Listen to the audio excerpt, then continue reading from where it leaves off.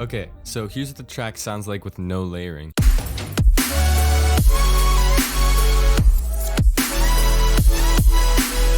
Obviously, it sounds terrible, but here's the thing. This is what it sounds like with layering.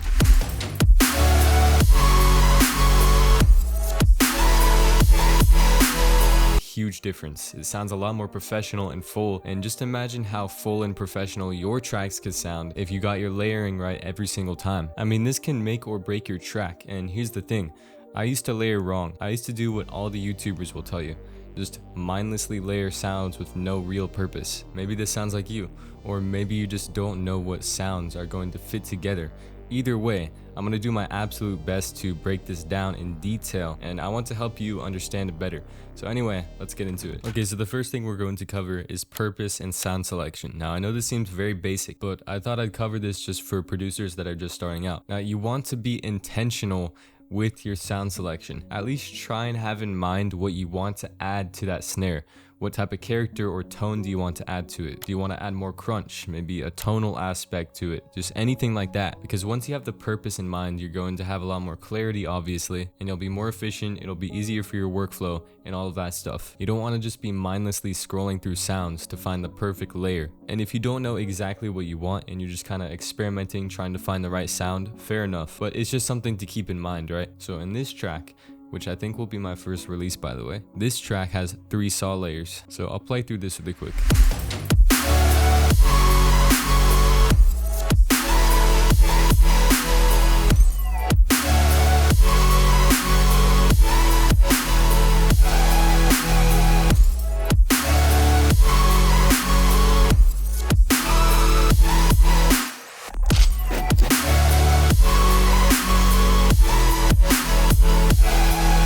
And so let's take a look at the saws. This right here is the main layer that I started out with.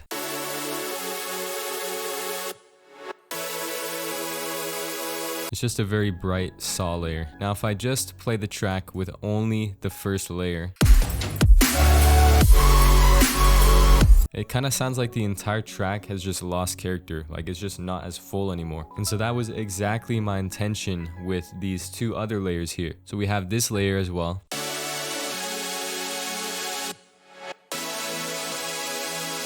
Another bright saw layer, but it's a lot more detuned. And then we have the last layer.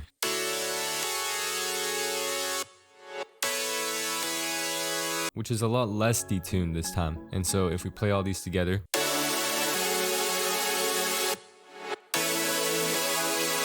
it's like a synth orchestra. We have all the layers playing. Each one is slightly different from each other. Obviously, you don't want to layer the exact same sound because at that point, it doesn't make any sense. You're basically just boosting the volume. And you might be like, well, whenever I do this, the layers just don't sound like they fit together. Something just sounds off. And so let's take a look at the mixer. Each layer is like a piece of the puzzle. And of course, we can use the EQ to carve out space for every single layer and just fit them together like a puzzle. So if I actually disable all of these mixer effects, and I'll solo these as well, it's like they sound like 3 different sounds now, and that's okay. Obviously, there is 3 different sounds, but in this case, I wanted to glue it all together and make it sound like one cohesive sound. And so I'll disable the mixer effects really quick.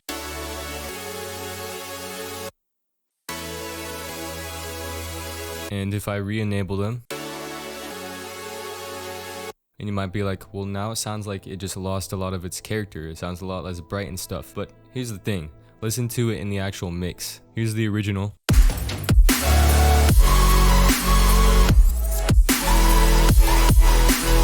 And here's without the EQs.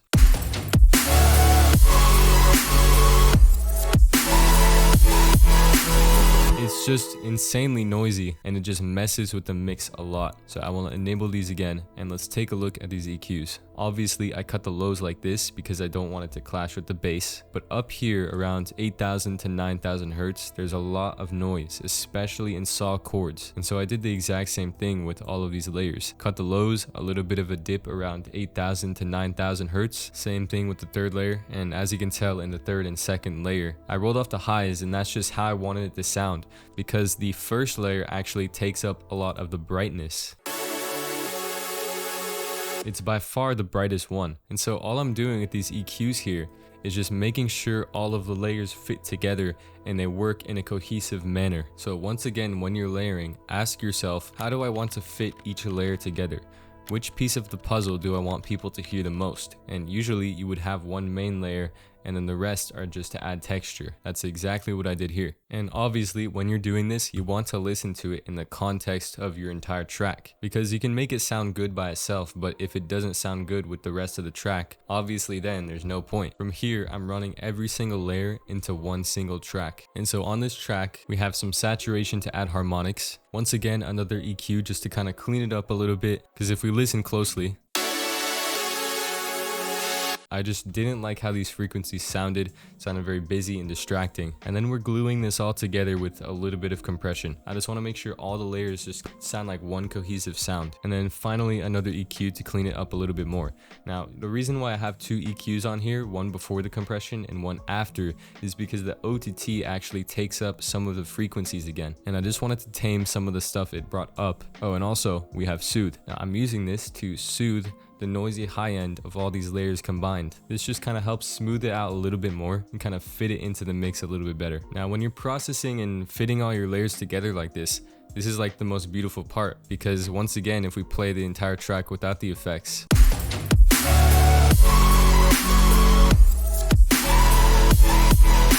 sounds a little bit more messy, not as bright, and it's lost a lot of fullness and power. But with all that processing that we just did, really taking our time to adjust the fine details, we have this.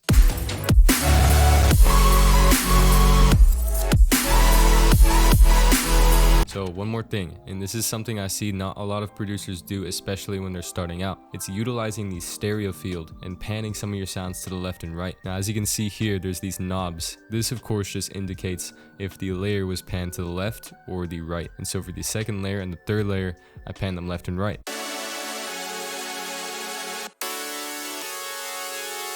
And both of them together.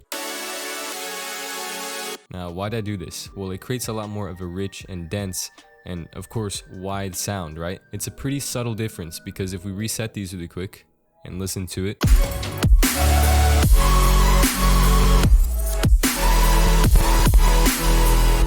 and we'll pan these again.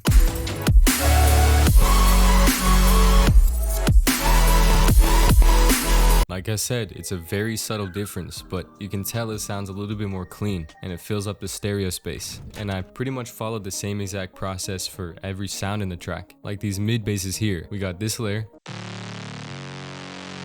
of a noisy saw layer, and then this one. And so using the exact same methods with the EQ, trying to fit them together, being very purposeful with what we're doing, what we're layering, and then routing them into a single track and processing them both at once to kind of glue them together. It sounds really good. And if we combine this with the sub bass, obviously if we go back to the mid basses, I cut the sub out of both of these basses because I don't want it to clash with the actual sub, and then layering all these basses with some saw chords.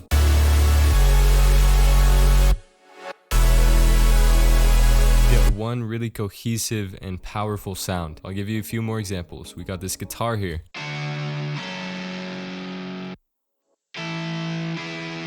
The first thing I thought of when I wanted to add this was how I could add more crunchiness to the chords. I wanted that more distorted sound. So I took some guitars. If we go to the mixer, I actually have two layers here. One is panned almost all the way to the left and one to the right. Of course, using the same exact process as before, using an EQ to fit these two things together, getting rid of some resonant frequencies and stuff like that.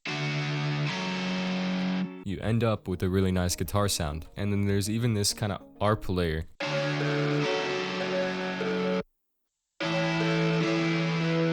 Kind of playing a background melody in the track, and this is really sick. So if we enable all the basses, all of the chords,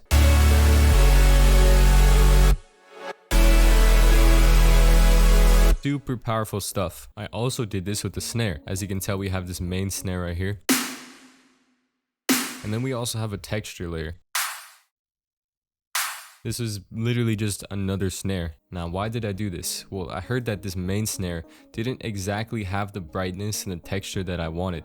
So I searched for a few samples to add that sound that I really wanted. And so I literally just took another snare. And if we go to the mixer, it's once again the exact same process. Using the EQ to fit it together, I cut the lows off this snare because we don't want the fundamentals of this snare to clash with the main snare, of course. That would sound really bad. And so for the main snare, I actually boosted the fundamental just a little bit so that it cuts through the mix a little bit more and it's more powerful. Since we use the EQ and all those techniques to fit them together, it sounds like one sound. And here's one more thing. So we have this lead here. I remember I wanted to add a little bit more of like a vocal screaming texture to it. So of course I added this vocal lead. It's just a random sample. It sounds terrible by itself, but with the actual track, it sounds good. You have the main layer, the saw lead, and then the vocal layer that adds texture to it. And the last thing I do in the process is just sweep through all the layers in whatever sound it is. So for example, I'll mute all of these and then I'll play just one of them and slowly add each one of these in while I'm playing the track and just really listen critically and see if all these layers actually matter. You don't want to be just mindlessly stacking sounds. That's exactly what I used to do wrong. You want to make sure every single layer has a purpose, even if it's just a little bit of character added to the sound in the track. You want to make sure you're layering with intention, right? So let's do it.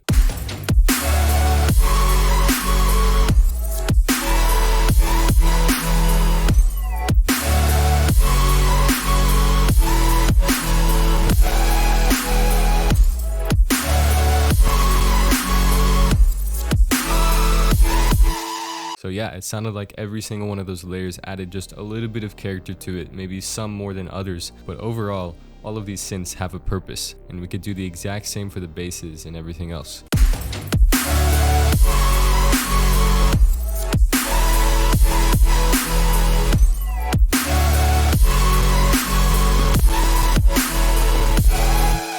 Whenever you follow this process and you layer your sounds and make sure the frequencies aren't clashing, you use the EQ to fit them together and then glue them all together to make sure it sounds like one cohesive sound, and you do this for the rest of your project, it will sound great. So hopefully you enjoyed this little mini tutorial about layering. I'm not gonna lie, I was overthinking this video just a little bit, and so hopefully I inspired you, hopefully I helped you in some way. If you want to, please subscribe, it would help me a ton and it would help me retire my parents. Also, if you want to, click the link in the description. It's pretty cool. I think you'll like it. Make music now, and you'll thank yourself later. Peace.